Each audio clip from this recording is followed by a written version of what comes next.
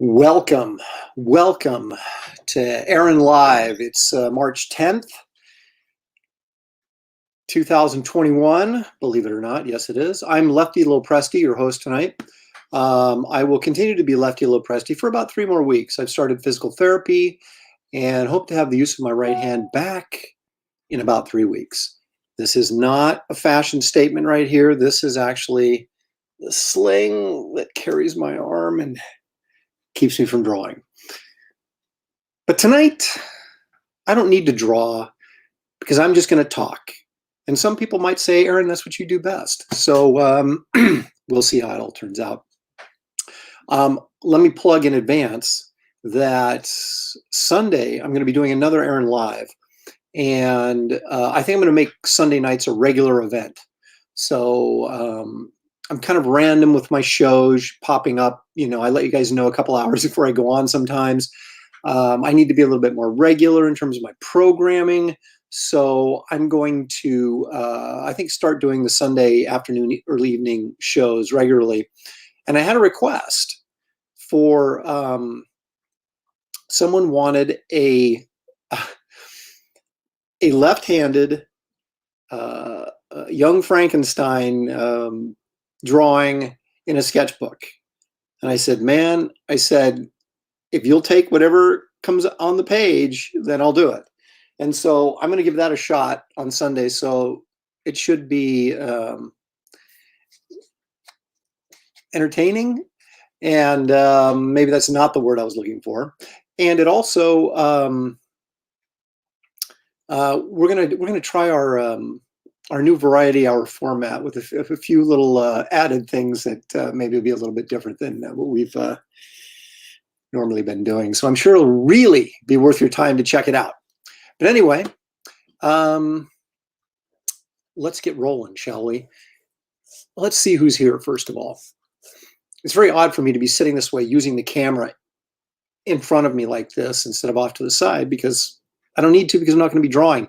And I'm quite proud to announce that I've actually figured out how to switch cameras. So I have 2 cameras, so now I can switch back and forth during the show, which it's kind of embarrassing that it took me that long to figure out how to do it. But I'm a slow learner, so, you know, we're figuring things out. Lloyd, the Collector, is here. Humphrey Bear is here. Nighthawk Warrior Comics is here. I already said Nighthawk Warrior Comics. Josh Olive has jumped in from Alabama. Good to see him. If you're going to be more regular, I hope you got Google Fiber. See, I knew that I couldn't say anything like that without some sort of smart aleck response. And you know, when I get a smart aleck response, this is the response you get. So anyway, let's not forget that I do have a few visual aids at my disposal here. Okay, so tonight is going to be the show about firsts.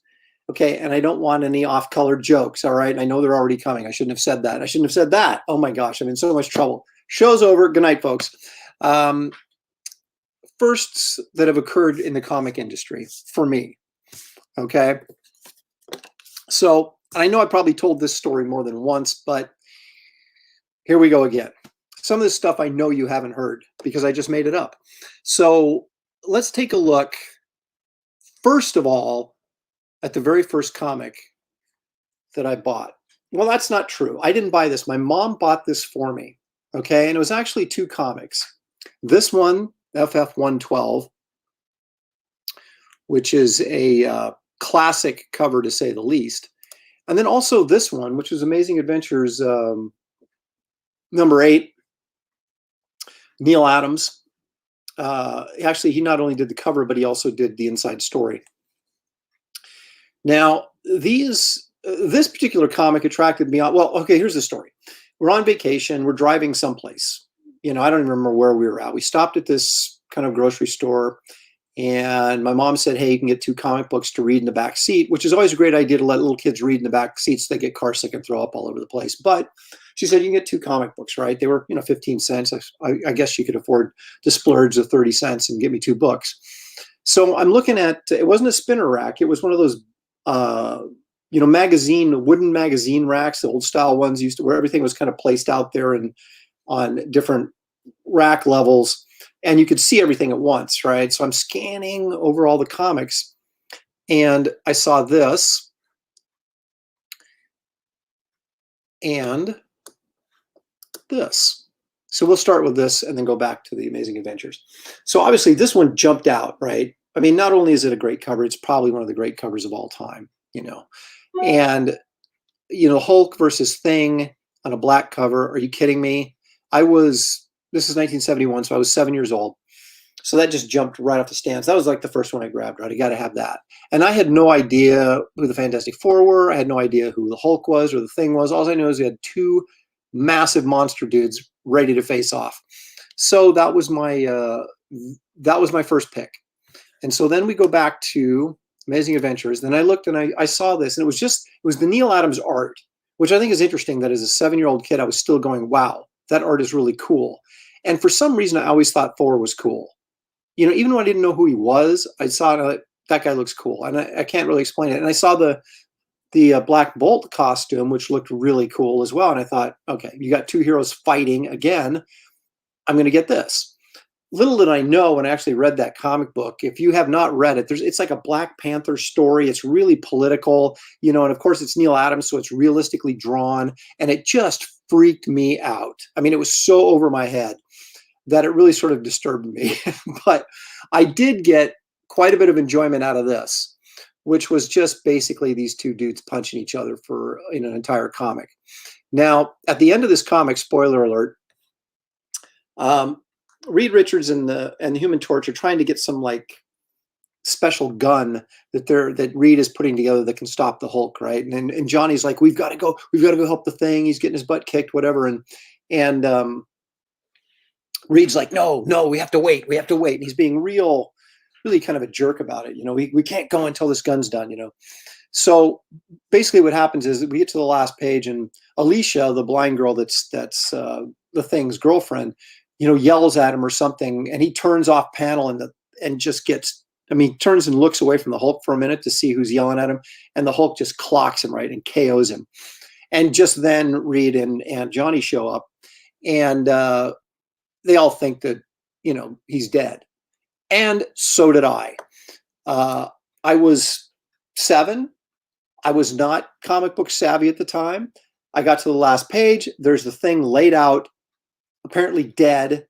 You know, Mr. Fantastic and the Human Torch and Alicia are acting like he's dead. And I thought he was dead. I didn't find out till years later that he wasn't dead. But I didn't find out till years after that comic book heroes and villains really don't die anyway. But so anyway, it was kind of traumatic on both books. I thought the Thing died at the end of that one. And then the Neil Adams stuff just freaked me out anyway. So those were the first two comics I got at age 7. Now, but that's not the whole story. This comic, I was in grade school, probably a year later. I mean, we went from 15 cents to 20 cents. I can't remember exactly what year this is either 72 or 73. And we had like a little school carnival that was like a fundraiser, right, to raise money for whatever they raised money for back when I was in grade school. And so down at the end of the school, in the last hall, they had what was basically a flea market set up, right? And I walked over and somebody had this comic. And you know what? That's an absolute lie. This is the wrong comic. All right, show's over, folks. You can't even trust me anymore to do the right thing. It was Spider-Man 113, not 112. It's the second part to this story with the Doc Ock cover. Oh, that really ticks me off that I blew that. But anyway, memory's fading. So anyway, I got that for they had 10 cents, and it was just beat to heck. And so I got that comic and I read that one. So those are like kind of like the first 3 comics that, you know, I had as a kid. Now, I was under the impression for the longest time that, because I have this memory, this very vivid memory of going to the Plaid Pantry, which is kind of like a 7-Eleven store in our neighborhood when I was a kid, on my bike with $1 and getting 4 comic books. They were Spider-Man 138, Ghost Rider #9, Man-Thing 11 maybe, and then whatever the issue of Avengers was that month. So those are the 4 books I picked up, and I thought, okay, well, that's when I started collecting Spider-Man every month, was 138. And then I was doing an article for a store that wanted us to kind of talk about comics early, when we were kids and stuff we remember. And I realized that I actually owned a comic prior to Spider-Man 138. And it was this comic. Now, how do I know that I had this? Because it's a 20 center.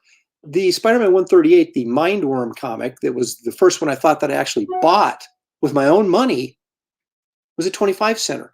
So I went back and checked, and this was like 1973 or something. So I was like 9 years old and somehow managed to finagle 20 cents together and buy this comic. So this is actually the first comic I bought with my own money. Not Spider-Man 138, which I thought for years but it was this one because I had this comic and I got it off the newsstand. So therefore I had to have bought it prior to Spider-Man 138. And I know this is like compelling stuff, but it gets better kind of as we go along. Oh my gosh, comments are piling up. What are you guys saying about all this? Humphrey Bear, good night. He's leaving already. How am I feeling, Aaron? Mike Fiala wants to know. I am feeling well. I experienced absolutely no pain. It was amazing. They did a nerve block on the surgery, and I never had any pain.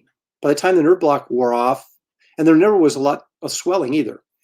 So it was really sort of a minor tear that they sewed it up. So basically it was the least amount of work they had to do. So I really was very fortunate in that regard. So thank you for asking. Lloyd Delagar Collector has about 15 copies of that FF issue. I have one, and I want to get a near mint copy of it because that's just how I am. But I don't have it yet. I do have a kind of a mid-grade fine VF copy of it. Let's see, Josh Olive says, that FF is one of my favorite covers. Tough to find those black background covers in good shape. That is true.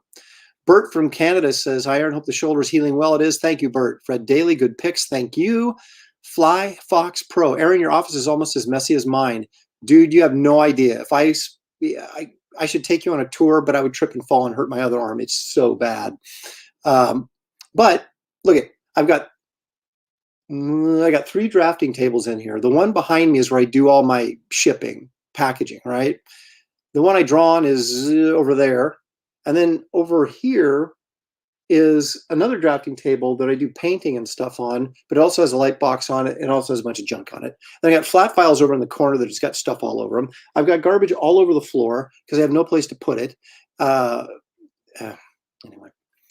Let's see. Fred Daly, it's the painkillers. I was only on painkillers for 24 hours and I didn't need them, so I stopped taking them. They wanted me to start taking them before I felt any pain, and I did.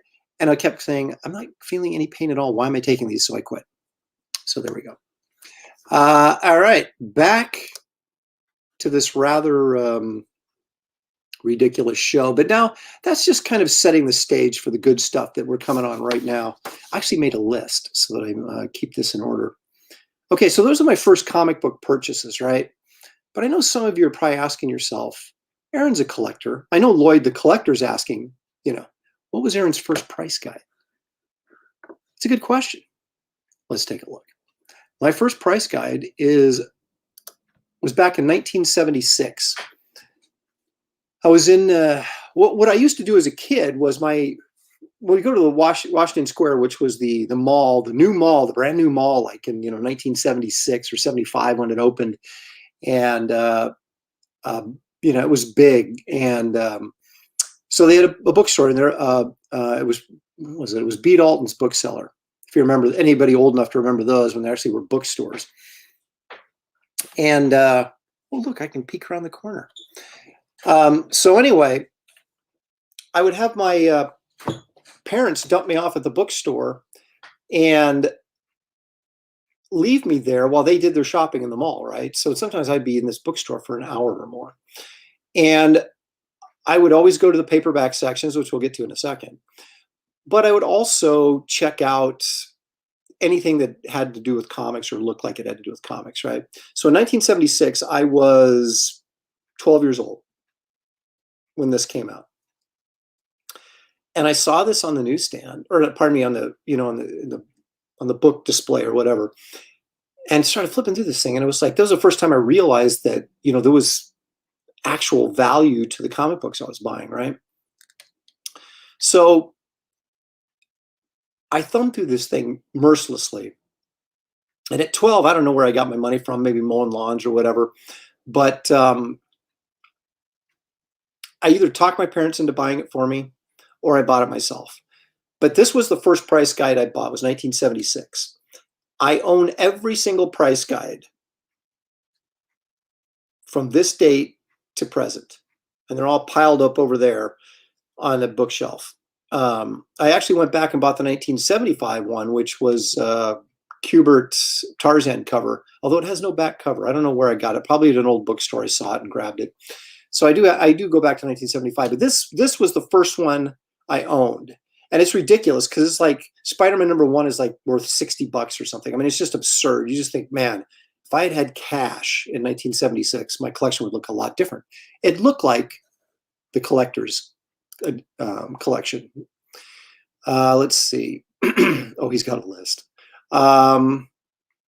First original art I purchased. That's a good question, Eric. I don't know if we're going to get to that because I don't even know if I know. Angelo, thanks for joining us. He's a little late, but that's fine. You can go back and relive the first few minutes of this where we actually talk about the first comics I owned. Hey, Kevin's in here, famous actor. Kevin, I always butcher your last name. Is it Griveau or Grivou or Griv? I mean, yeah, it's so French. If my wife were here, she'd be able to do it. But Kevin, we're about the same age, I think, anyway. So thanks for joining, by the way. I appreciate you dropping by. It makes me look good when famous people come by my my ridiculous live feeds. Is it Kevin Grievous? It's not Grievous, is it? With an X? I don't know. So anyway, that was my first price guide. So getting back to the same bookstore story, I don't think I said that right. This is the first Edgar Rice Burroughs book I actually bought and read. Okay, it wasn't the John Carter stuff, which I'm a huge fan of. Everybody that knows me knows that that is true. But this was the first book. I saw that I actually have a print of this, you know, just the illustration, the Frazetta painting. It's so awesome. And I thought, my gosh, that guy's got a naked butt.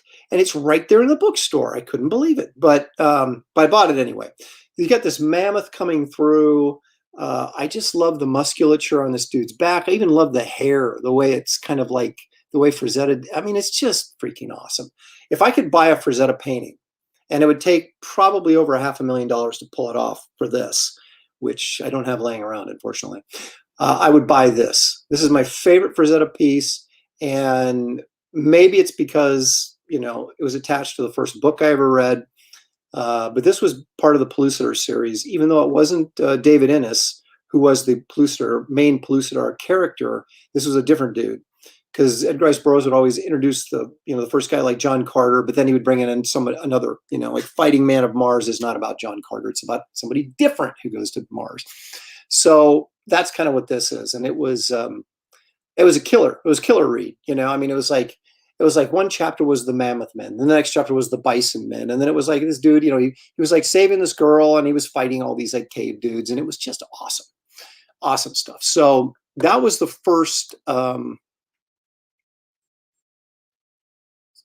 Okay, Kevin gave it. Okay, I'm never going to screw this up again. It's Grievous. Wow. I'm kind of embarrassed because I've known you for a few years now, but I've always been afraid to say your last name because I figured I was screwing it up, which I was. So guys, we know Kevin from that. What the heck? See, I can't even remember the name of the werewolf movie, Underworld, and it also working on a book with David Williams, the. See, I shouldn't try to plug other people's stuff because it goes right out of my mind the second I bring it up. It'll come back to me in a second. The Western. But anyway. I have not been to the Frank Frazetta Museum, Eric Doyle wants to know. Do I remember the first comic book direct market comic store you went to? Yeah. uh, there was it was Things from Another World, but it wasn't Things from Another World at the time. It was Mike Richardson, who's the publisher at Dark Horse, um, had a comic store, and it was called Pegasus, and that was the first comic shop. And also, that was in my neighborhood, I guess I should say, because it was Second Genesis, pardon me, not Second Genesis, Future Dreams down on Burnside in Portland that I may have got to prior to that. I went to all my comic shops. I bought stuff in old bookstores. You know, you go to old bookstores with the paperbacks, and if it was to get our old used comics prior to 1980, when the comic shops really started cropping up, we would have to go to used bookstores, and they would also have comics, right? Used comics and old comics, and that's where we got our comics from. There was what was it? Apache Bookstore was one of them in Portland. Armchair Bookstore, which was right next to a porn theater, so I had to be careful there. Serendipity, which was on all these are on the Southeast Portland. I lived on the west side, so here we have these kids who couldn't drive. We would get on the bus and ride the bus across town, to get to these comic shops. What we called comic shops, but they're actually old bookstores that had the comics in them. Bass Reeves, that's it. Okay, I'm going to give you guys a plug here because that's it. Bass Reeves. I don't know why I couldn't think of that, but yeah. So Kevin and David are doing a great book. If you haven't checked it out, you should. It's called Bass Reeves, and I think it's through Allegiance Comics, right? That's Breitweister's company that are the Walmart books and things like that. It's really good, so you should check that out. Scott says Future Dreams is still there. It's Lovely Chaos. Don Reardon, who owns that store, I haven't seen him in years. But yeah, I used to know all those guys because I was trying to break in, and so I was always hanging around comic shops in Beaverton and Portland, and so that was I spent a lot of my youth in there around those guys and trying to get knowledge from them as well. Let's see here. Okay, so that's my first paperback. So now we're going to get to a little bit more in professional stuff. And I say sort of professional stuff because, boy, when I show you my first work, you may not agree. But, actually, when I was in film school down at Southern Cal, I started in 1985. And then it wasn't until 1987 that it dawned on me. I was like, I live right down here in Los Angeles. You have the world's biggest comic convention in San Diego, right? And why am I not going to this? So in 87, I drove down and went to the San Diego Comic-Con. And this is back when it was in the old convention center, not the new, big humongo one. But they were still drawn like between 40 and 60,000 for, 1987. That was huge. But it was just a comic book show at that point, right? So I remember there was like two aisles, or there was a main hallway, and on one side they had all the publishers, and then on the other side they had all the dealers, and the artist alley was all the way in the back of the room. So you just go through aisle by aisle, and it was nothing but comics, comic book related material, some movie poster stuff, not really a lot of toys, magazines, but it was the ultimate comic book experience, at least for me. And so I went there in 1987. That was the first time I went. And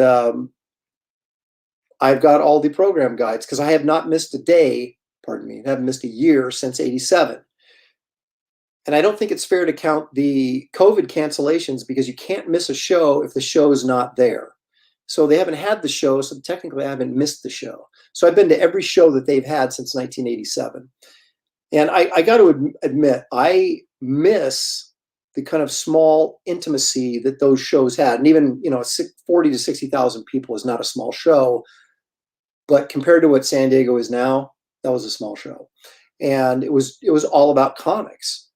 And it was so easy to find just weird, bizarre comic-related fanzines and, those Kirby posters and all that kind of stuff that you just don't find anymore. And if you do, it's cost you a fortune.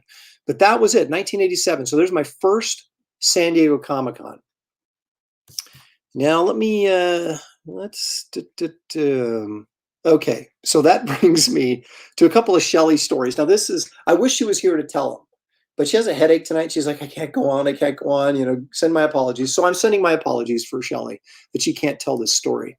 But her first, Shelley's first comic book, well, hang on a second. I'm going to jump ahead in here and take a look at the comments here real section. Here, let me try that again. I'm going to take the comments section real quickly here. Yes, Hyper Potato agrees with me. Your streak is intact. Missing a canceled show does not count. That is true. That is true. Nighthawk apparently is back. Bass Reeves 3 is supposed to be coming soon. Not out yet. Last update I saw. That's the only one of those books I'm reading is Bass Reeves. So I do all I can to plug David Williams' work because I just think he's tremendous. And he was like sequestered away at Warner Brothers for the longest time. So he didn't do a ton of comic work. And so, but I just love his stuff. And Kevin Grievous, huh? I said it right twice now. Terrific guy, wonderful guy. Didn't know if he was a writer or what. I knew he was an actor, obviously, but I thought the writing on Bass Reeves is terrific. It's not overdone. It just nails it. It's a really good comic, you guys. So check that out. Johnny Fitz is here. He says, "Hope you're doing well." I am, Johnny. Thank you. Recovering as quickly as I can. Started PT and I'm on my way. 3 weeks and I should be out of this sling. What do we got here? Fred, you're getting ahead of yourself, dude. I'll get there. Fred wants to know who was the first person you met that had a huge impact on you. We're going to get to that. It's part of the show. Although I can't say that I'll have to think about that because he may not be the first one I met, but anyway, I'm going to tell a story here in a little bit. Was SDCC your first con? No, it was not. My actual first convention that I went to was the Portland Comic Book Show. And they used to have them. They ended up being at the Memorial Coliseum later when it was a bigger format. But back when I was in high school, they had them at a downtown Portland in a Masonic temple. And it had 2 levels, but had a big open floor, right? And then had a balcony that went all the way around. So they had tables up on the balcony and you could look over the balcony edge, and it felt like a really, classic old time comic convention. And that's where I would walk in and I would find, Wrights and Frankenstein portfolios, because back then I had no idea this stuff was coming out. How would I, right?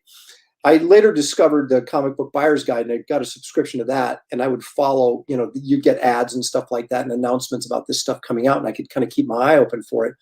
But back then, we're talking, prior to 1980, I would go to these things at the Masonic Temple, probably when I was, 13 or 14, because at that age I still had to have somebody. We lived in the suburbs outside of Portland, so I'd have to have somebody who would have to drive me in, and somebody was usually my mom. And so it was sort of always at their mercy if my parents, would drive me in there to drop me off at this thing all day, then come back and pick me up. But it was such a different experience, and I really miss that sort of old time feel of the way comic book shows used to be before they became these multimedia events and collectible toy outlets. And so I really miss that old comic con feel. But that was the first one I went to, was the Portland Comic Book Show. Let's see. I'm going to, I know Butch Geist really well, and so I should plug him too. He's a terrific artist. The Futurist with Geist art is gorgeous. I'm sure it is. I haven't seen the book yet. I haven't picked it up. I did pick up Red Rooster in a moment, but I haven't read it yet. But I do have, like I said, Bass Reeves was the one I read because David and Kevin are close friends of mine, or well, I wasn't close, but we're friends. And I haven't had dinner at their house yet, but maybe someday they'll invite me. But anyway, so I like to support my friends. And so I did read their book first, and I should get Butch's book. I feel bad now, but it does look nice. He does tremendous work. Heroes Con is still all comics, no media guests if you haven't. Yeah, I have been to Heroes Con. I've been to Heroes Con and I love it. The problem is it's on the other side of the country. And so I got to fly cross country, and kind of, the older I get, the less enjoyable that experience is. John Smith is here. Hello, John. Thanks for dropping in. But I was going to go actually last year until everything got shut down. I don't know if he's doing it this year or not. I haven't heard. But I will say this, if I'm able to, meaning no one can tell the future, right? But if I'm able to, the next show he has, I'm going, because I love that show.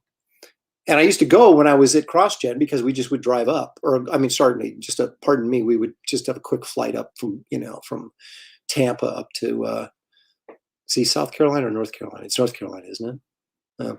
One of the Carolinas.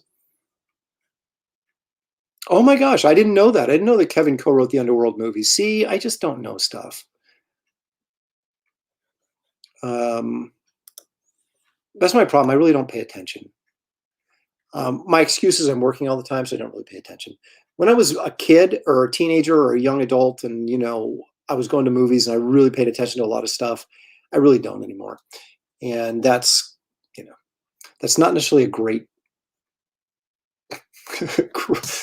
thing to brag about, but I am what I am. Okay, so let's get on to Shelley's story. Let me drop this. Okay, so here's the deal with. Wait a minute, Eric. I got to get this off the screen. Fred's going to wait for the story. Where? I don't even know where that. Okay, we're clear. Okay, so it's 1991. Okay, Shelley and I are engaged, and I took her to the Portland show with me because I was actually like appearing in a sort of loose sense of the word, because I was very, very early on in my career, and had done some What This stuff, and maybe, we'll get to that in a minute, whatever else I may have done. And so she met Sergio Aragones at this show, and of course my wife was pretty babylicious, and she still is, but in her 20s she was, look out. And Sergio has kind of a reputation of being a bit of a hound, so he was very nice to both of us, and we went out to dinner and we had a good dinner, all this stuff. And so Shelley just thought he was the coolest guy in the world, and and she was, he was this famous guy. So, and she didn't know that, but she learned that he was, of course. And so she would go to these shows and stuff, and she would pick up some comics because she really wasn't into comics, but because she knew Sergio, and Sergio had been super nice to her, as you can imagine, she started buying Gru the Wanderer, right? So I would help her find, and she had her own little box, with her collection of Gru the Wanderers. I don't know if she ever read them or not. I can't remember, but she was buying them anyway. And we were at San Diego, right? And this was like just a couple months before we got married. And we saw him at, let me tell you this. At this point, she had met Mike Plug from the Portland show. She had met William Stout from the Portland show and Dragon Con, and Sergio, right? So these guys were all guys that I had met basically at the same time she did. We both met them at the same time. And so here we are in San Diego, right? And we're at the Inkpot Awards dinner, right? And I see Sergio Aragones, right? And we had just seen him at the Portland show maybe 2 months prior. And I go up and reintroduce myself, and he's got this glazed over look, like, yeah, I can. I'm not sure I remember you, but he was pretending that he did, right? And then Shelley walks up and he goes, Shelley! That's a big hug, and I'm like, yeah, this is my fiance, Shelley. You remember her? So then later that night, okay, so of course, humiliation for me. So then we're walking through the lobby of the hotel where we were staying at, which was what was the hotel in the Horton Plaza? It's changed about 3 or 4 different times now, but I can't remember what it was. It's the Omni now, but it was something else before that. But anyway, we're walking through the lobby, and there's Mike Plug, right? And Shelley had went into the restroom, and Plug was standing out by the phones, which were kind of out in front near the restrooms. And so I walk over to Mike, and I'm like, Mike, hi, Aaron Lopresti. I drew Sludge. We met at a Portland show, and he's like glazed over, right? And he's kind of. Shelley comes out of the bathroom, is walking up, and he turns and he goes, Shelley! And I mean, oh my gosh. So double humiliation all in one night. Not for Shelley, but for me. So anyway, at the same San Diego, Sergio's signing at his table, right? And he has a line of people a mile long, as you can imagine, right? So she wanted to talk to Sergio. And so she's kind of like hovering around in the back line. And Sergio looks up and sees her. And he goes, Shelley, my dear, come on up. And so, of course, everybody in line is like, who is this person, that Sergio is recognizing? And so she gets to go behind the table and talks to him for a while. And he says, when you and Aaron get married, I'll do a special drawing, a Gru drawing or something for you guys as a wedding present. And she's like, oh, that's so sweet. Thank you so much. And he never did. So what happened? Shelley quit collecting. And that was the end of her run of Gru the Wanderer. So, but that was Shelley's first comic book and her last. Sometimes I make her read some of mine, but let's see. Andrew Tom apologizes for being late. That's okay. You're watching Graham's show with JR Jr. I can't believe that. Why would you want to watch them over me? Yeah, Heroes Con is in Charlotte. You're correct. Scott Ruplin says he first went to Chicago Comic-Con in '78. Wow, I bet that was a great show. We're getting to it, Paul. We're getting to it. You guys want me to talk about other pros. I can see it. And I will in a minute.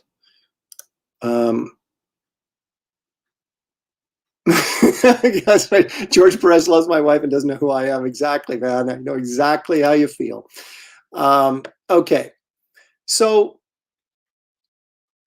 I also have to share with you Shelley's first con experience, right? I took her to San Diego in 1991. That was the same con where all this happened, right? So back then, I think it was just Friday, Saturday, Sunday. It may have been Thursday, but I don't think so. I think it was just Friday, Saturday, Sunday. This is 1991. And so Saturday was the big day, right, where you made your big money. And I got to preface this by saying, now we checked into the hotel, right?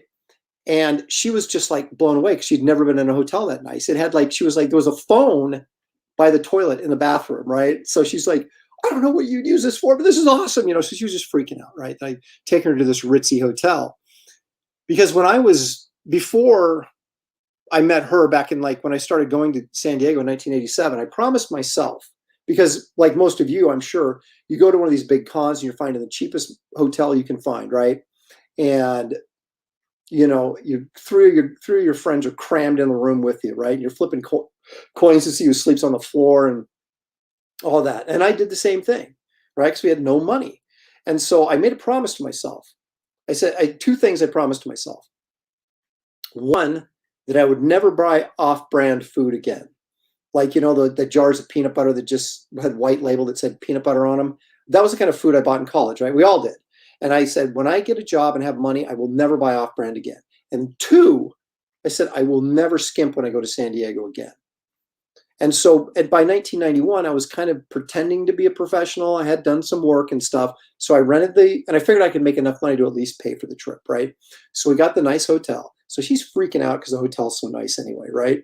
Okay, so Saturday we come back, and as a tradition in our families, count the money on the bed, right? See how you did. So, granted, I had this big wad of money, but I have to admit, most of them were like ones and fives, right? Okay, so it looked like a stack of cash, right? And so I'm counting it out and making these piles. Shelly her eyes are as big as saucers, and she just cannot believe how much money I've made, right? So I can't tell you more. I've got to show you. I videotaped her reaction back then to this, and I want to show it to you now. Okay, so this is Shelly reacting to the money that I made at her first San Diego con that she attended on Saturday. Here it is. I'm rich! I'm wealthy! Yahoo! I'm comfortably well off. Okay, so okay, maybe that wasn't actually Shelly, but you get the idea. She's throwing money in the air going, we're rich, we're rich. It was $800. I think it was just enough to pay for the hotel. You know what I mean? So it was hilarious. But anyway, so she thought she was, marrying this soon to be famous rich guy, and boy, was she disappointed. But anyway, so anyway, those are my two Shelly stories. Oh, I have to, I have to recount. Because we were so cheap, okay, and I had, I'd spent the money on the nice hotel right in San Diego. Going down, we drove down from Portland to San Diego, which is about 1,200 miles, and I wouldn't foot the bill for a motel, so we slept in the car in a rest stop on the way down. Okay, she was not happy about that. And on the way back, I was going to do it again. And she said, no, I will pay for the motel. We're stopping. She was just furious with me. But I'm like, remember that $800?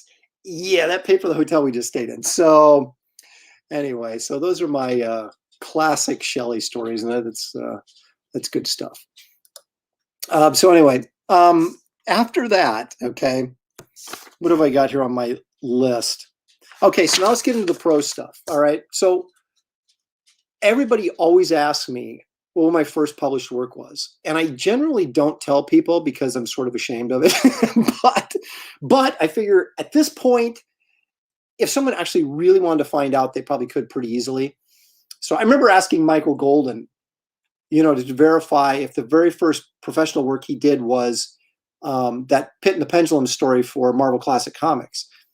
He says it wasn't, but he wouldn't tell me what his first pro work was. So, I'm gonna fess up, okay? But the first professional work, the first thing I ever had published, ladies and gentlemen, right there.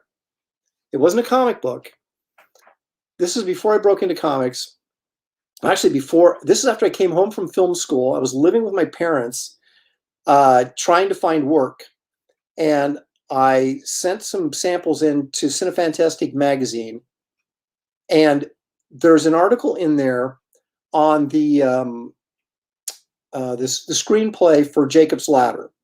Some of you guys may remember that movie that Adrian Lyne directed very poorly, by the way. The script is fantastic. They were touting as one of the greatest scripts in Hollywood that was never produced, and even when they made it, they cut out all the special effects because Adrian Lyne didn't want his movie to be overshadowed by special effects. So as a result, it's just crap. But anyway, so they wanted me to illustrate the screenplay. So they sent me the screenplay, and I read it, and it was like I did storyboards in pencil for different scenes in the book or the screenplay, and then they printed them along with the article in this issue of Cinefantastique. So that is my very, very first published work. Now, before, oh, wait a minute.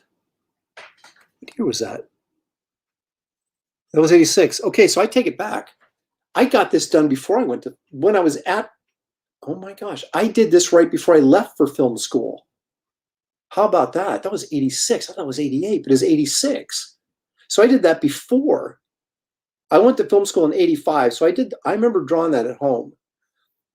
And I drew that, and probably it came out shortly after my first semester at film school. So I actually finished the work, and then they, it came out several months later. Wow, I didn't even realize that. Okay, but that's the truth. My dates were a little mixed up, but now I've got it straightened out. Okay, so then what was my first comic book work? First published comic book work. Here it is. Drum roll, please. Bam. Yikes. Okay. It was 1987. I was out of film school. No, 88. Maybe 87. I can't remember. 87 or 88. So anyway, is it on the comic? I don't think it is.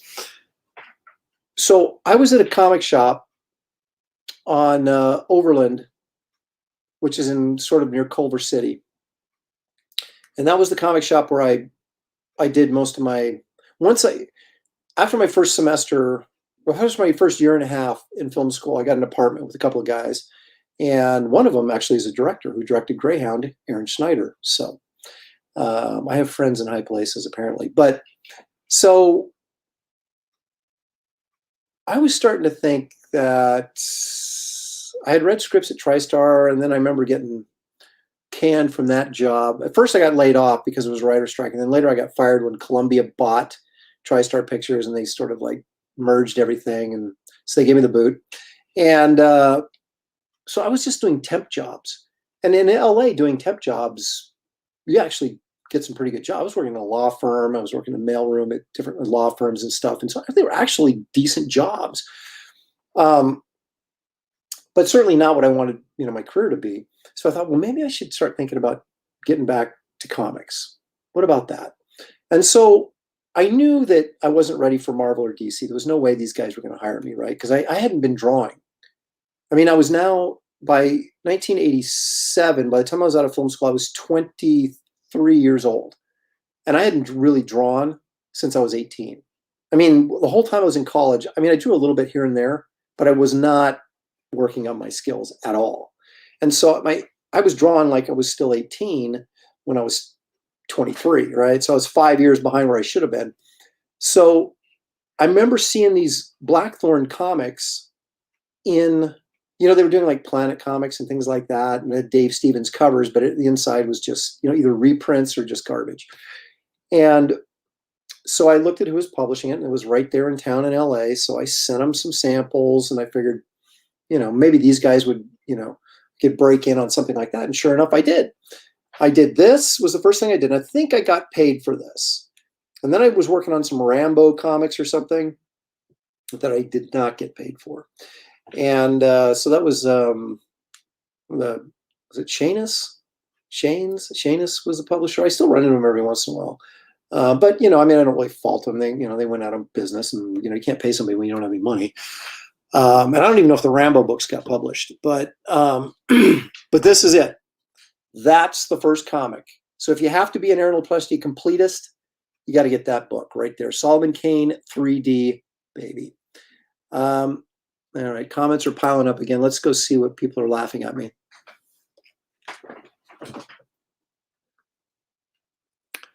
That's Stephen Ing. Shelley quoted Darcy's Happy Miser line during, or Daffy's, I'm sure is what you meant to say, line during the animation show.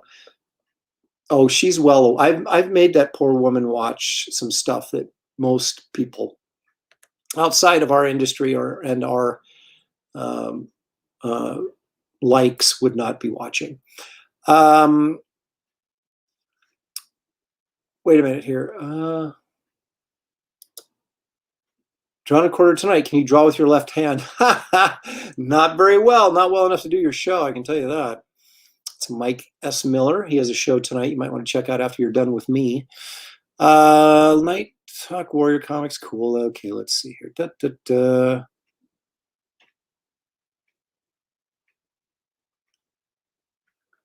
Okay, now this guy, this doesn't, oh, wait a minute.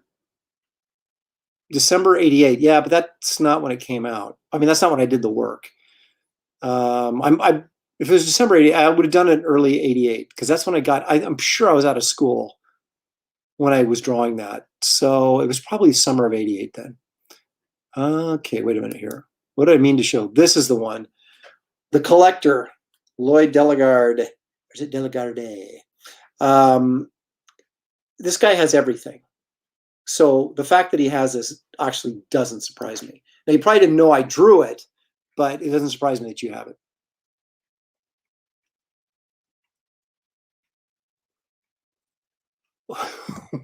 I'm not sure I understand the relevance of this comment. My wife gets mad. I'm ignoring her and makes me listen to her story. And now you start talking about Blackthorn. I don't know if that's good or bad. There are 2 Rambo comics published that I know of from Blackthorn. I think one regular and one 3D. I might be in one of those. I don't know. I do not know. Okay, so that's my first published work. So what else do I have to show you? I have more to show you. Okay. So we saw my first published work. This is my first published comic work. And now, ladies and gentlemen, let me present to you the first work I did for Marvel. I know I got it on here someplace. Well, where the heck is it? Oh, there it is. Bam. If I swing all the way around here, I can creep into the side. There we go. So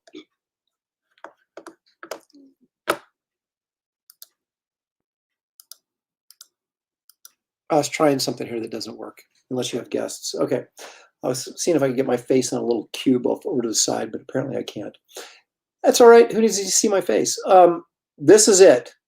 Marvel Comics. And let me tell you the story. So I go to San Diego, right? I believe this is 89. Maybe one of you guys out there knows, I'm sure. I went to San Diego. I had done, talk about overkill. I did a 22-page Spider-Man story that I wrote and penciled, okay, as a sample. All you really need to do is like 5 pages. I did 22. I did the whole thing. And it was basically bringing the Green Goblin back from the dead. And he kind of ends up kidnapping Mary Jane and ends up right on the George Washington Bridge, like he did with Gwen Stacy, like he's going to repeat, history. And I showed it to Terry Cavanaugh, who was editing Marvel Comics Presents at the time. And he looked at the stuff and he thought it was fine. I mean, I can't tell you the excitement you feel when you're, trying to break in and you're sitting or standing in front of a editor for Marvel, and they're looking at your stuff and they're not insulting you. They're just kind of like, oh yeah, that's nice, and blah, blah, blah. And you're like, oh my gosh, he kind of likes this. And so he says to me, he goes, I've got a lot of stories I have to fill for this magazine because it comes out bi-weekly or weekly or whatever it was. I mean, it was really, they had a lot, they had to cram a lot of material in there. And so he said, so I might, I might be able to get you something. Okay. Now I understood that as, Aaron, you're a Marvel artist. You've made it. Okay. When he said I might be able to get you something. So I was excited, cloud nine. And I remember going home and I just started calling Terry, every couple of weeks. And we had to call him on the phone back then, right? I mean, there was no email. And he never returned my calls. This went on. And I finally started going, you know what, I got to go back to New York. And so I flew back to New York and, kind of powered my way into his office and actually got the gig, gave me a Spider-Man story back up in this, which I just did a horrendous job on. I mean, it's just amateurish. And, but I thought I'd made it, right? I'm doing Spider-Man, I'm in, blah, blah, blah. Send it in, never heard from him again. And so there was this long process of going back to New York, probably, making calls regularly, sending in new samples and going back to New York every 3 or 4 months.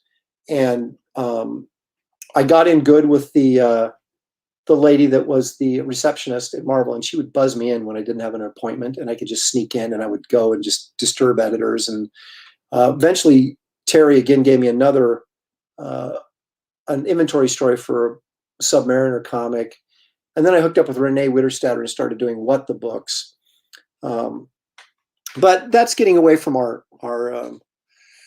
subject, which is firsts, because those are not firsts; they were seconds and thirds. But anyway. That was it. That was the first Marvel job that I got. I thought I had it made. I didn't. And it was, it was actually a couple of years after that before I really started working regularly.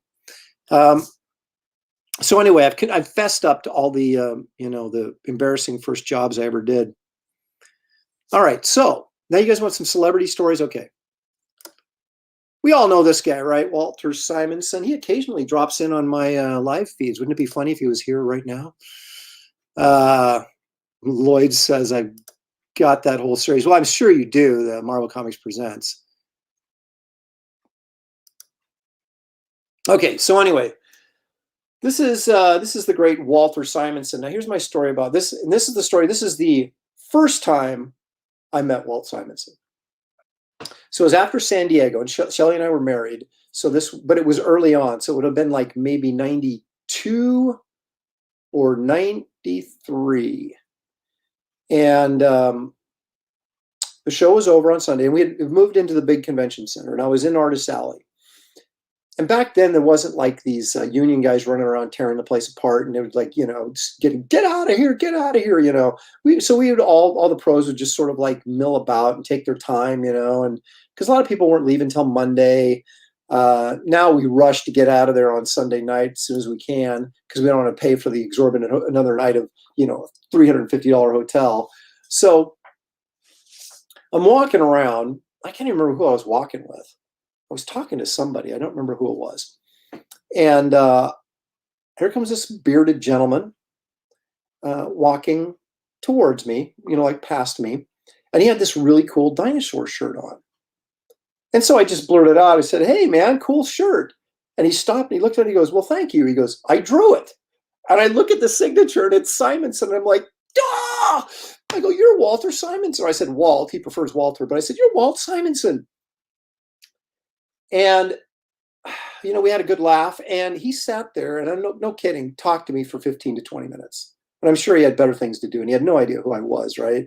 I didn't even know who I was at the time.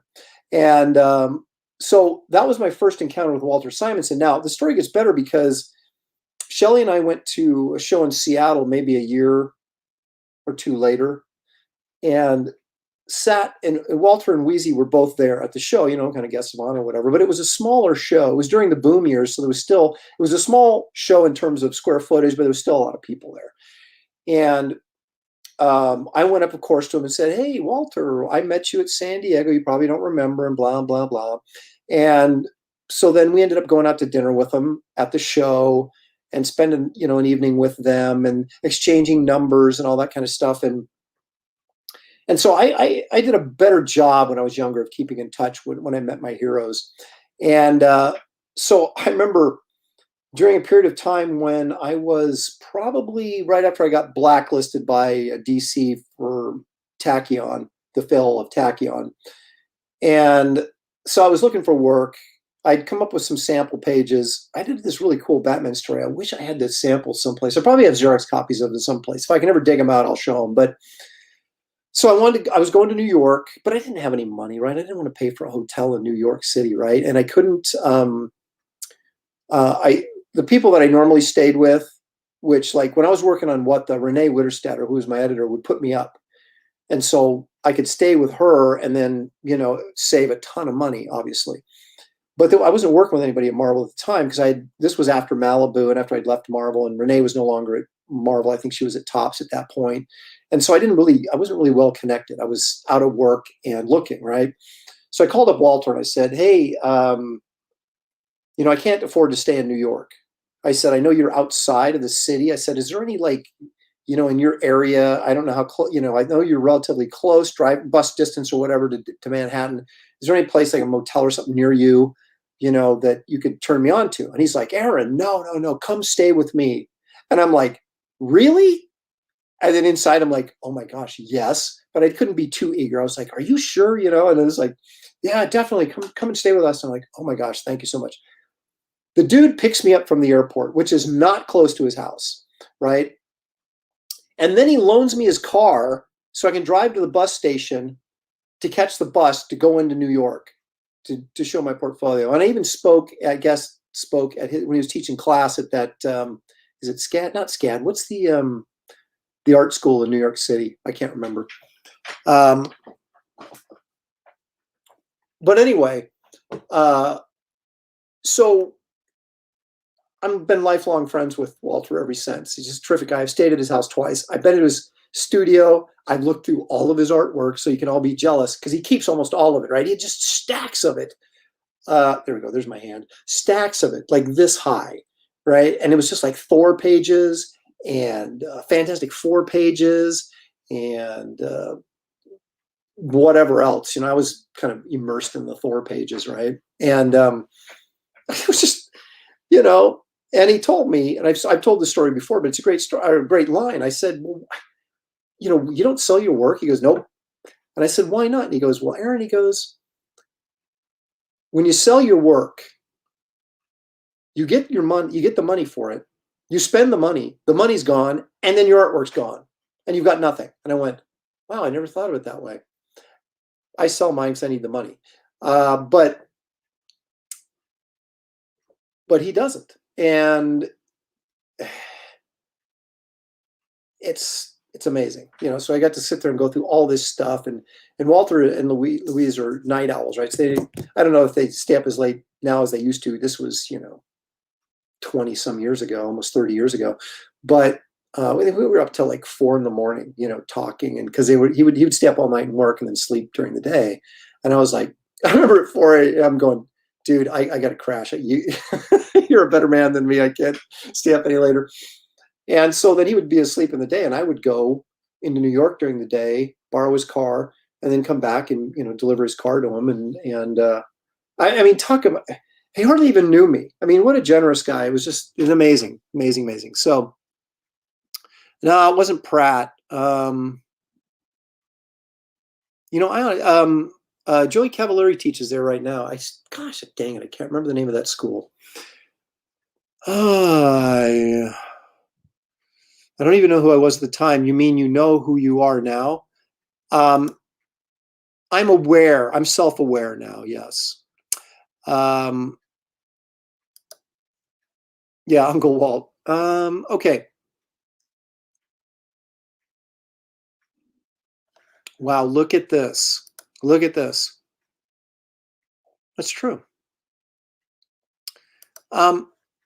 Yeah, you guys want some more stories about people I met. I'll give you a couple brief ones here. But I was a guy who I sought out guys that I idolized when I was a kid. So like when Plug came to Portland, can you guys see my $200 puppet in the background there? So let me show you this. That's my $200 puppet in action. Okay, so I met Mike Plug, and I became pretty good friends with Plug, and I would call him all the time, even after he left the States and moved back to England. I'd call him every once in a while, and I'd see him at shows, and he'd remember me and stuff. And I hadn't seen him in a while. Last time I saw him, he totally forgot who I was. But I hadn't talked to him in years, so I felt kind of embarrassed again, which it happens to me a lot. I should just write humiliate. I should have a shirt that humiliation on it. Humiliate me, please. But anyway, so Plug was a guy that I went to his house. Okay, get a load of this. So he went to he was at the Portland show. And then he came a second time when he was pimping his, I shouldn't use that language, when he was promoting his card. Remember when cards were the big deal in the card sets? And he had his like monster card set, right? And so he was sort of pushing that. I bought one of the pieces from him, by the way. I have it hanging on my wall. But so he lived up in Seattle at the time. And so the guy who put on the Portland Comic Book Show, Richard Finn, and me, Gary Martin, the inker, and was there anybody else? Seems like there was one other person, but I can't remember. But anyway, he invited us up to his house. So we went to his house in Seattle, right? Drove up there.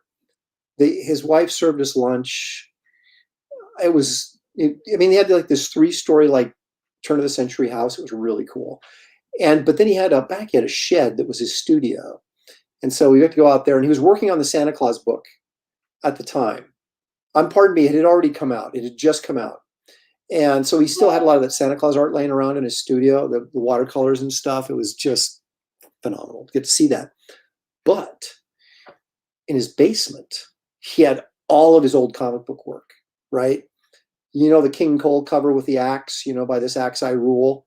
Cover was hanging on a pillar, a support beam in his basement. Unbelievable. There was like unused Ghost Rider cover, or unused and uninked Ghost Rider covers. I almost bought one and inked it, but I thought I'm not going to ruin his work by inking it. Although at that time I could ink pretty well, but I did, I was like, I almost bought it, but I didn't. Like I said, I own one of his paintings, so I'm cool. But so, Plug was a guy that I was glad to get to meet him. Michael Golden is another one who really early on changed my career by the advice he gave me. But I'm not going to tell you anything about that because I had put together a video that I'll be loading tomorrow about the whole thing. It's only about 9 minutes long, but it's called What I Learned from Michael Golden, and it's part of my Talking Comics and Art with Aaron Lopresti. So you guys are going to want to check that out. The School of Visual, that's right. There it is. Stephen Ng nailed it. The SVA, School of Visual Arts, that's exactly what it was or is. And Walter may still teach there. I don't know. Okay, so what have we got left to explore here? First time I met Walter Simonson. First time a big con. Oh, here we go. here's how we're going to end the show. Okay, so the first time that a major con invited me and actually paid my way.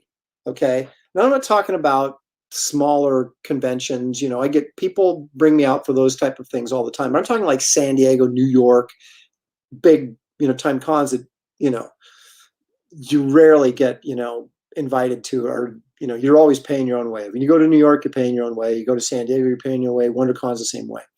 But when WonderCon was in San Francisco, boom, Aaron Lopresti, 2009, I was a guest. Now here's a cool story that goes along with this. So I was like an official guest, and I'll prove it in just a minute. But I was put up by WonderCon, right? And I was going to say my son came with me, but he didn't because they paid for me. But one of the other times I went to WonderCon, I have a former student. I used to teach at a local college here, just like a extension course in comics. 25 years ago, when I really shouldn't have been teaching. I should have been learning. But anyway, I was still, made a buck. One of the kids that I taught, who's now like probably 40, he was 16 at the time. So yeah, he's probably 41, 42, works at Pixar. He's one of their animators. He's been there for years. He gave me and my son a tour of Pixar when my son was like 12. So I brought him to WonderCon with me, and then we, caught the bus out to Oakland, or pardon me, we were in, because I think, Pixar's over in the Oakland area. So we got a bus over to Oakland, and he picked us up at the park and ride and took us to Pixar and, showed us through Pixar. In fact, they were working on The Incredibles, because he showed me like this one part of The Underminer at the end of the movie that they were working on. And so that was incredible to get that. And then of course my son, it blew his mind, of course, but so anyway, back to WonderCon 2009. So you're saying, yeah, Aaron, you're showing us a program guide, but that doesn't really mean you were a guest. Well, let me prove to you, as we open up the book, there I am, right next to Jim Lee in the book. guest of honor or something. I don't know if I was a guest of honor, but there I am. I was on a panel and everything. Now, I think I was at that point probably still pretty self-conscious about the fact that I was losing all my hair. So I, got a shot of me with the hat on. But that proves it, folks. I was a guest of honor and I had my own panel. And like 10 people showed up, so it was awesome.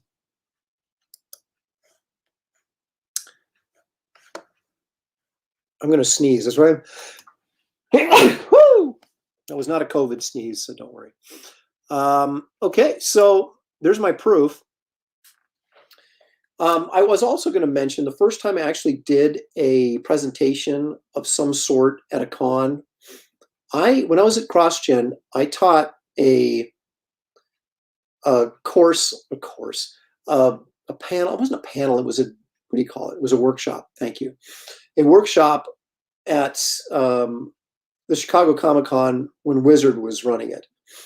And so I was there on CrossGen's dime, but I had, they were looking for some people to do some stuff. And I said, I'll do a thing. And so I was on, I called it comic book acting.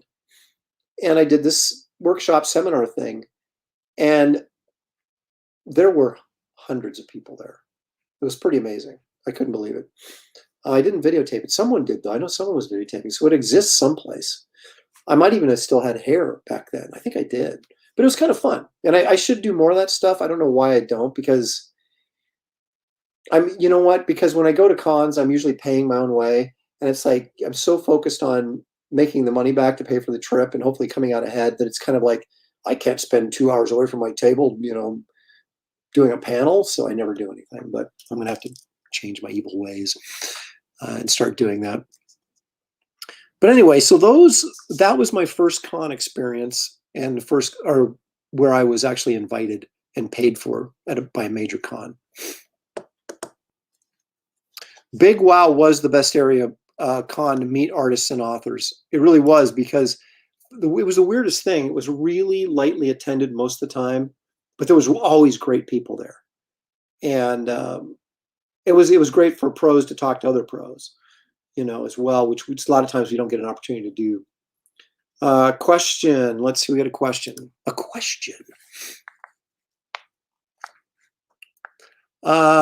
Which is worse, rights and not remembering you, or rights and only misremembering you as a 14-year-old kid? That's how he always remembered me. We met when I was okay. Well, he never misremembered me because he never remembered me.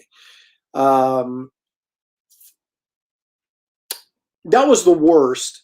I mean, it was kind of humiliating when Plug and Sergio didn't remember me, but they remembered Shelley, because there was somebody right there that they remembered, and they did, even though it was clear why they remembered her. But at the same time, it's kind of like, come on, man, I'm a pro. So that was kind of humiliating, and she laughs about that to this day. And but it was really, I was just devastated by Wrights and never remembering me, because he was like my idol, So that was probably that was the painful one. You WonderCon at Moscone Center. Yep, that's right. That's where it was at. You are not signing on Saturday. I don't know what that means, Hyper. You're going to have to. You are not signing on Saturday. I don't know what part of my ramble you're necessarily referring to. Are you talking about the CrossGen stuff at Chicago? I don't know. Let's see. WonderCon, Ms. Marvel or Wonder Woman by then? By 2009? That's a good question. When did I start Wonder Woman? I might have started Wonder Woman in 2009. I was either, I wonder if it probably says, I don't know if we can read it or not. It says Aaron Lopresti was born and raised in Portland, Oregon, blah, blah. Currently, Aaron is a regular pencil on DC Comics' popular and iconic character, Wonder Woman. There you go. I was drawing Wonder Woman at the time.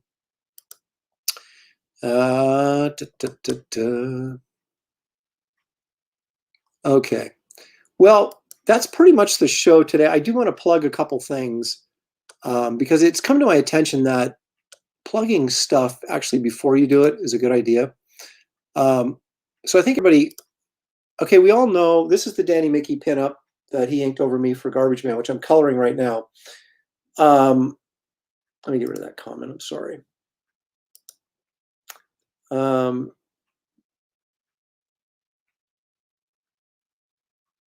Oh, I see. Your guest of honor photo only listed you signing Friday and Saturday. That's right, because Saturday I was working because I wanted to make money, I guess, probably. Okay. So I'm still not cleared to talk about the publisher, but those of you who happen to watch The Professionals a couple of Thursdays ago, I slipped up and partially said who the publisher was, so you may or may not know. But anyway, this will be out in November. And I just want to make sure you guys are aware of it. It's not available for pre-order yet or anything like that, but it's a trade paperback. It has the new material with the Batman replacement pages, which he's replaced with my own group of heroes. So it's the first appearance. Even though it's a reprint of the DC material, it's got new material in it because it has the first appearance of these characters. So I'm kind of excited about that. And so that'll be out like November-ish. Okay, so remember that. Put it on your. Yeah, Jim Lee was signing on Saturday. He outworked you. Yeah, you know what? Jim Lee didn't need to make money at those shows, so he could sign whenever. Okay, so I wanted to plug Garbage Man. I also want to revisit this real quickly. Now, even though this page is not going to get used in the final comic because I've changed the opening of the story, but these were the name of this character is Wraith, like evil spirit. Well, not evil spirit, but spirit, Wraith of God. So it's a play on the words Wrath of God, Wraith of God, and it's my monster horror superhero Western. Better described as kind of a Batman of the Old West, in some ways, Monster Hunter. I'm working on this. Well, I'm not working on anything right now because my hand's in a sling. You may or may not have seen this new splash page from the comic. I'm more than likely going to crowdfund it. We'll see. But before I do anything, I want to get the complete opening sequence, which is about 6 or 7 pages long. It's kind of like a prologue kind of thing. I want to get those done. And I can't do anything until I can start drawing again, but this is my priority. The script is done. It's probably in the neighborhood of, I was originally thinking 64 pages, but now that I've written this prologue scene that really helps the story a lot, set it up better than what I originally had. So now we're getting into that 70 plus page range. Graphic novel is what it's going to be. And I'm toying with the idea of, the old Marvel graphic novel series, right? Death of Captain Marvel, those, that Love and, was it God Loves, Man Kills, X-Men thing, all those Marvel series, those were all 8.5 by 11 square bound books. And I'm thinking, I wonder if I should do this in that format rather than regular comic size. It's going to be square bound either way, because like I said, it's like 70 pages. But I may go a little bit bigger and do it like graphic novel. I don't know that, if anybody objects to that or thinks that there's a reason why I shouldn't do that, let me know. But when you're talking that many pages, it seems like that might be a better format for it. So anyway, that I want to start talking about this now. So when if I don't end up publishing it through somebody else and I do crowdfund it, that it won't be something you guys are completely unaware of. And I also want to take a moment to, Carl Kiesel has a Impossible Jones book on Kickstarter right now that he asked me to plug, and I'm more than happy to do it. If you like kind of old-fashioned, fun, Silver Age sort of comic book hijinks, Carl's your guy. And I guess the first book did really well, and I believe I have a pinup in this one. I don't know if it was in the first book or on this one. Might be this one that I did a pinup for. And so you guys at least go to Kickstarter and check that out, because Carl's a good, fun-loving guy and usually does pretty fun comics. So you might want to check those out.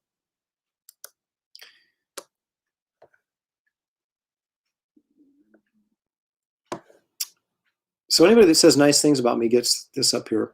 That's a fabulous piece. Reminds me of early El Diablo stories and weird Western tales. I'm excited for this. I actually have weird Western tales. Well, the Neil Adams issues.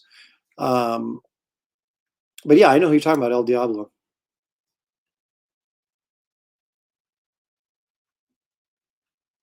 Well, I know everything adds to your cost, Hyper Potato, but the cost between going 8.5 by 11 or 9.5 by 6.5 or 6 3/4, whatever comic book size, is not major. So that's not going to be an issue for me, I don't think.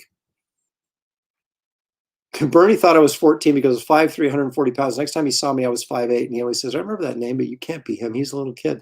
That's pretty funny. At least you remembered your name. So,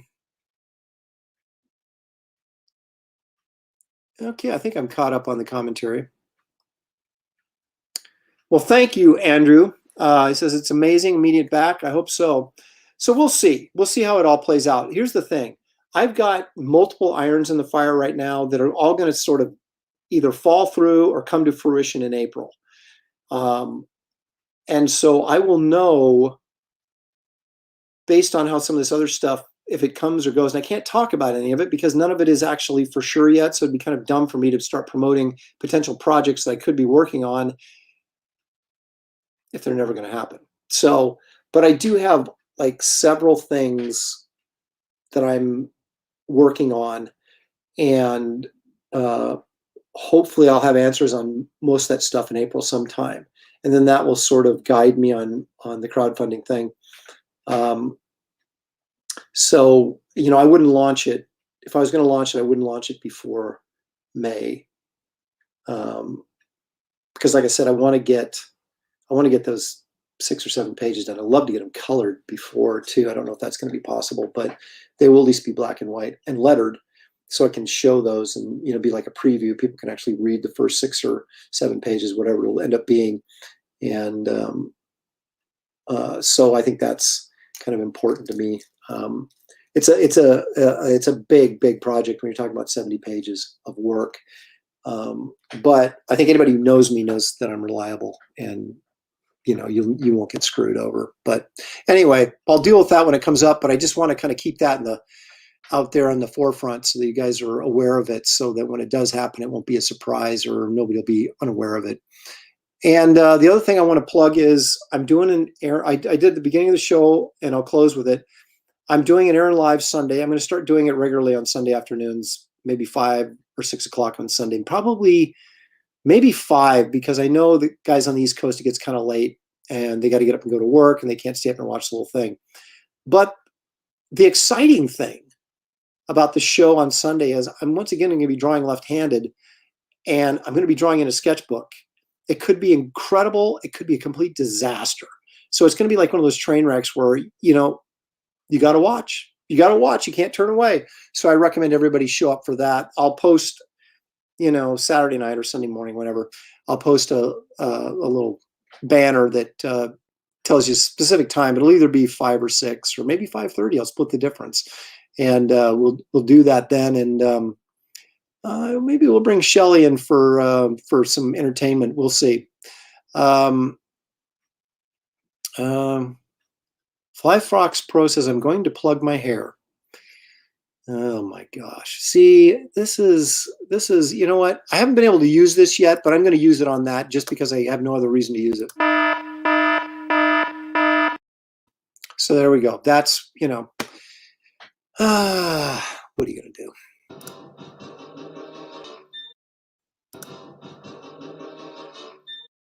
And okay. All right. So that's a wrap, ladies and gentlemen. If there's any ladies in there, I know there's a few gentlemen, but you guys, thank you so much for tuning in, talking about my firsts. And I'm thinking of doing a series of what I learned from. Like the first one is what I learned from Michael Golden. Again, that video is done. It's part of my Talking Comics and Art with Aaron Lopresti, so they're pre-made videos. And that'll be up tomorrow on this YouTube channel. So you might want to check that out. And I'll probably continue to do a series of those, since My arm's in a sling. I got to do something. So anyway, thanks guys for dropping in. I really appreciate the support. If you haven't liked and subscribed to my channel, please do that. I desperately need them. And also, don't forget, tomorrow night, The Brofessionals, hosted by Art Taber on his channel. Billy Tucci, me, Andy Smith, Graham Nolan, Dan Fraga. I don't know if I'm forgetting anybody. Andy Smith. And we all talk about, a variety of things, comic related, movie related, TV related, whatever the topic happens to be, we'll find out. I don't even know. Art is choosing the topic. So anyway, join us for that tomorrow night, and join me again Sunday for another episode of Aaron Live. Good night, everybody.